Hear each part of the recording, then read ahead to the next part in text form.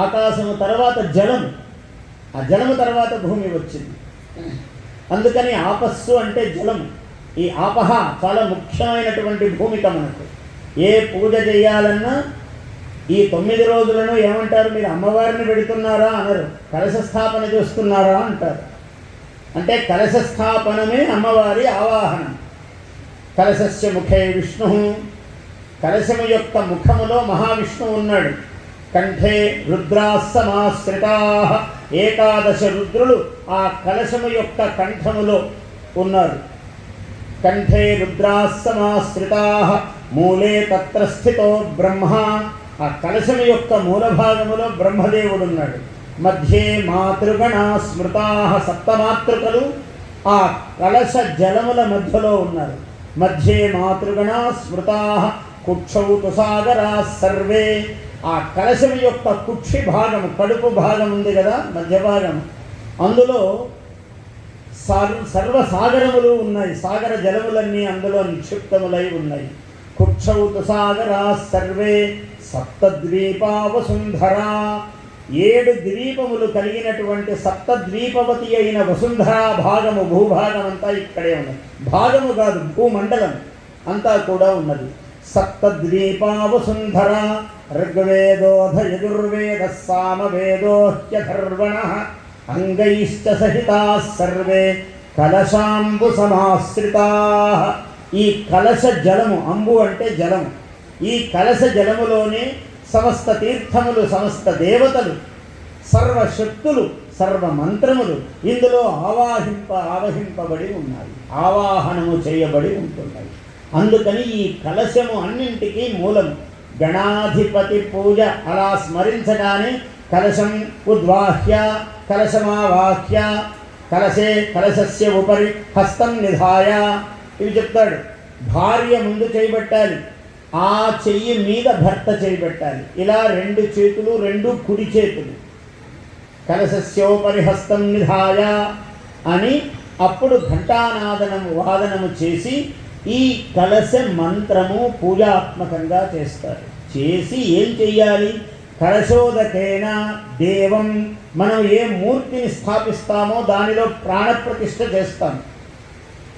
భారతీయులలో ఉన్న అద్భుతమైన విధానమే ఇది. ఋషులు మనకి మార్గం చూపారు. ప్రపంచంలో మీకు ఎక్కడ ఇటువంటి ఒక నియమము కనపడదు, మీకు ఇటువంటి మార్గము కనపడదు. అసలు జలమును పూజించటం అనే మార్గమే భారతీయులు చెప్పినటువంటి విధానం. ప్రపంచంలో నదులు లేవా, పర్వతములు లేవా, చెట్లు పుట్టలు లేవా? అన్నీ ఉన్నాయి. భూమి ఉన్న చోటంతా ఉన్నాయి. కానీ ఈ భూమియే భూమి, ఇక్కడే ఇటువంటి ధర్మములన్నీ ఉన్నవి.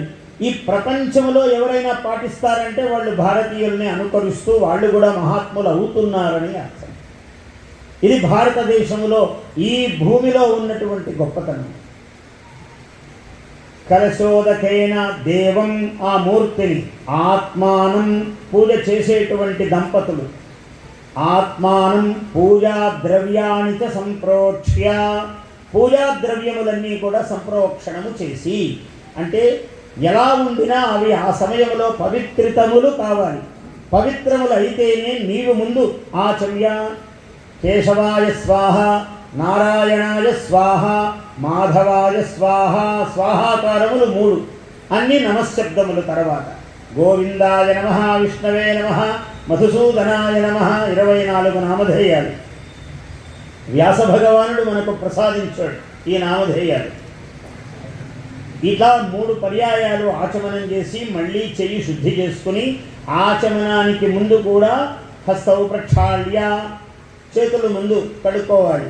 కడగటం అంటే ఇట్లా మామూలుగా ఎలాగా శుభ్రంగా కడుక్కొని అప్పుడే పూజ చేసి మళ్ళీ చేతులు కడుక్కొని వచ్చి కూర్చుంటాం. కానీ అక్కడ కూర్చున్న తర్వాత కూడా ఉద్ధరిణి అన్నారు దాన్ని. మనల్ని ఉద్ధరించేది అని అర్థం. ఉద్ధరిణి దాని పేరే. మనల్ని ఎలా ఉద్ధరిస్తుంది? ఉద్ధరిణిని ఉపయోగించాలి.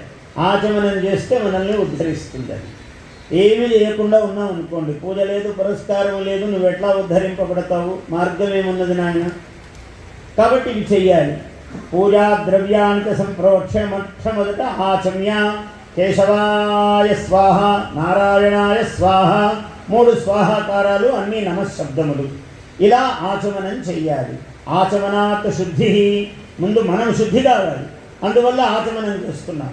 చేసిన తర్వాత కలశ పూజ, గణపతి పూజ, ఆ గణాధిపతిని నిర్విఘ్నేన సంకల్పిత కార్య నిర్విఘ్న పరిసమావాప్త్యర్థం ఏ పని మనం అమ్మవారికి పూజ చేయాలి.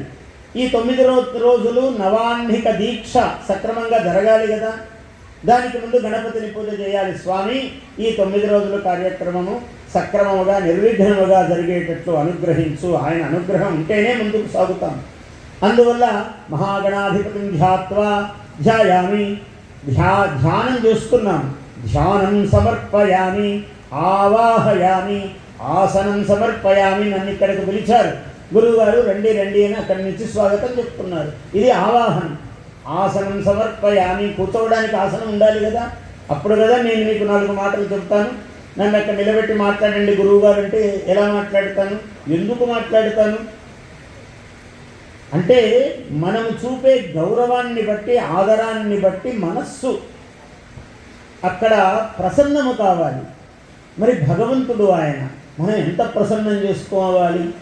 ధ్యాయామి, ధ్యానం సమర్పయామి, ఆసనం సమర్పయామి, ఆవాహయామి, హస్తయో అర్ఘ్యం, పాదయో పాద్యం. రాగానే కాళ్ళకు నీళ్ళు, కాళ్ళు గడిగారు. మనస్సు ఎప్పుడూ ప్రసన్నం అవుతుంది. Please subscribe to our YouTube channel. Like and share this video.